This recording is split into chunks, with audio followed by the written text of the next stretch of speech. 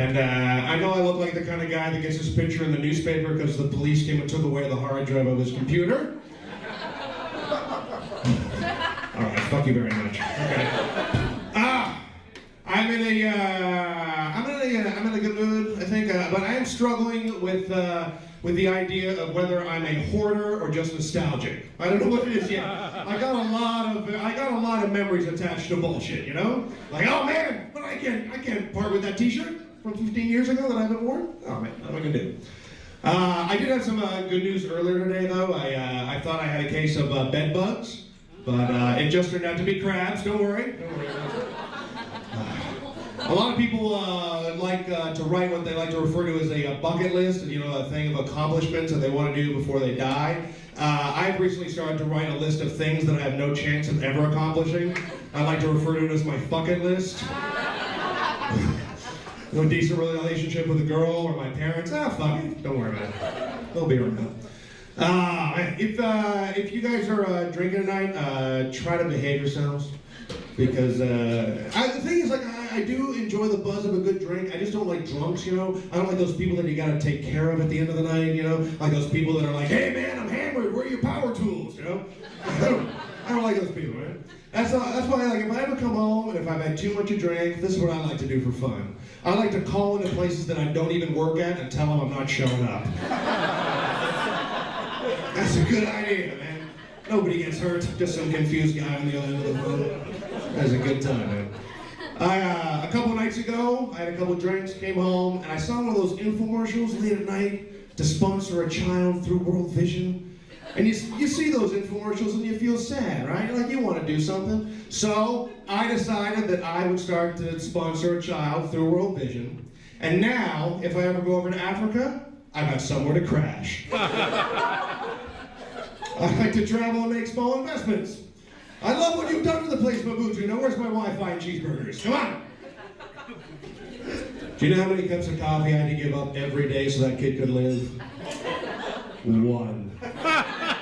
And you feel that at around 2:30, you know, you want to go for a coffee, you're like, oh, I'm going to go for it. Oh, that's Mabutu's coffee. You got to keep this thing going on.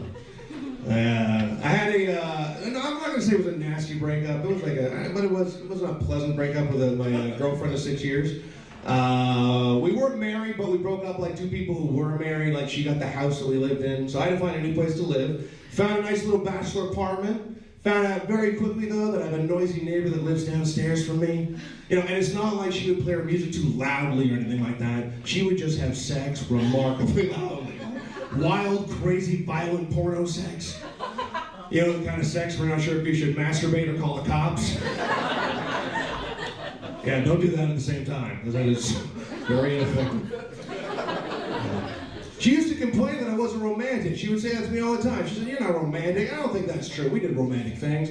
But she said this to me once when we were in a park, and we're sitting on a bench, and we see this elderly couple walk past us, and they're holding hands. And she says, "Aw, isn't that sweet? They've been together for so long, and they're still so much in love that they're holding hands." Yeah, and I was like, yeah, they're probably holding hands so one of them just doesn't wander off somewhere. Yeah, that's not love, that's the buddy system, okay? There's probably a lot of, hey, where did you come from? Didn't I shit my pants before I left the house? I can't wait for Alzheimer's disease, because then I can watch all my favorite movies for the first time all over again. What? There's another Rocky? There's more than one? Cool, man. There's a sequel to The Godfather? This is going to be awesome. I'm not going to say it's been a long time since I've been laid, but I swear to God, the other day I thought I saw my penis on the Antiques Roadshow. It was vintage, it tells a story. I thought I would have had more of a higher resale value. But, oh, man. I'm not anti-marriage in any way at all, you know, but I did see this, I saw it was a documentary in Las Vegas, and did you know they have a drive-through wedding chapel in Las Vegas? Did you know that? Maybe it's me, but how much faith do you have in your marriage to work out if you won't get out of the fucking car? Okay, all right. I think there's always warning signs, though, in every relationship when it's going downhill, you know? Like my last girlfriend and I were sitting at home, we're watching Law & Order, and we used to watch CSI together. One time she caught me taking notes, and, oh, it's almost an accident. accident. Okay. So we're watching Law and Order, and she turns to me and she asks me the creepiest question I've ever heard. She says this: "Hey, what would you like to have written on your tombstone?" Right. I don't know. I never even thought about that. Right. And then she says, "Well, I thought because you're a comedian, on your tombstone you could have thank you and good night." Well, that's kind of cute, right? Then she says to me, "Well, what would you like to have written on my tombstone?" And I was like, I don't know, how about 2010? All right, we got it. Not so much over here, okay. She's fine. Who's gonna take care of my cats? Come on. I also knew that our relationship was going downhill because I always think that whatever gifts you give someone is always a reflection about how well the relationship is going, right? And for my last girlfriend's birthday, do you know what I got her? I got her a vibrator. And I can't think of a more romantic way of saying I give up. Like I said, I'm not anti-marriage, but one thing I always find fascinating is whenever you tell someone how long you've been married, the other person always reacts like you survived a bear attack. You know, just, what? Oh my God, 12 years? That's amazing. I don't know. If marriage is for you, go ahead, go for it. I think people should be allowed to get married or whatever the hell they want. I don't care, as long as it's not going to mess up with me. Who cares, right? I totally support gay marriage. I do. But I don't know if I necessarily support it for the right reasons. This is why I support gay marriage. With gay marriage, that will lead to gay domestic violence.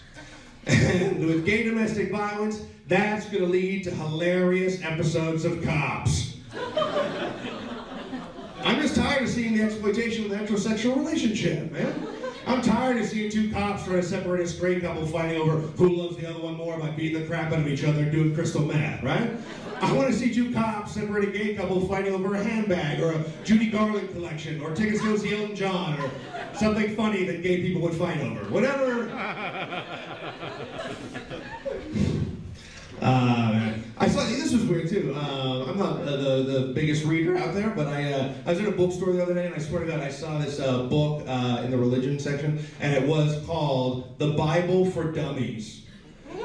And I was like, who was the first Bible for?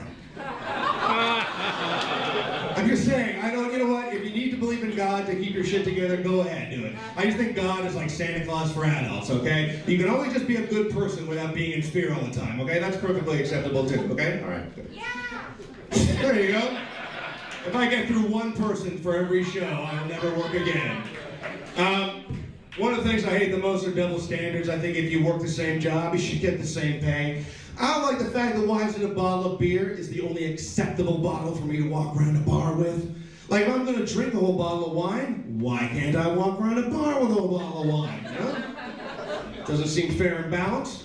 And why is it that every time that someone dies doing some extreme sport, someone always shows up on TV and says, well, at least he died doing something that he loved. Really? Well, how come they never say that about drug overdoses? Because I don't know about you, officer, but when I left, he was loving it. He put a knife to my throat, that's how much he loved it. And I don't know what the last thought that someone has just before they're about to die, but I think my last thought would be, oh my God, I hope I erase my internet history. True story. Good night, everybody. Enjoy the rest of your show.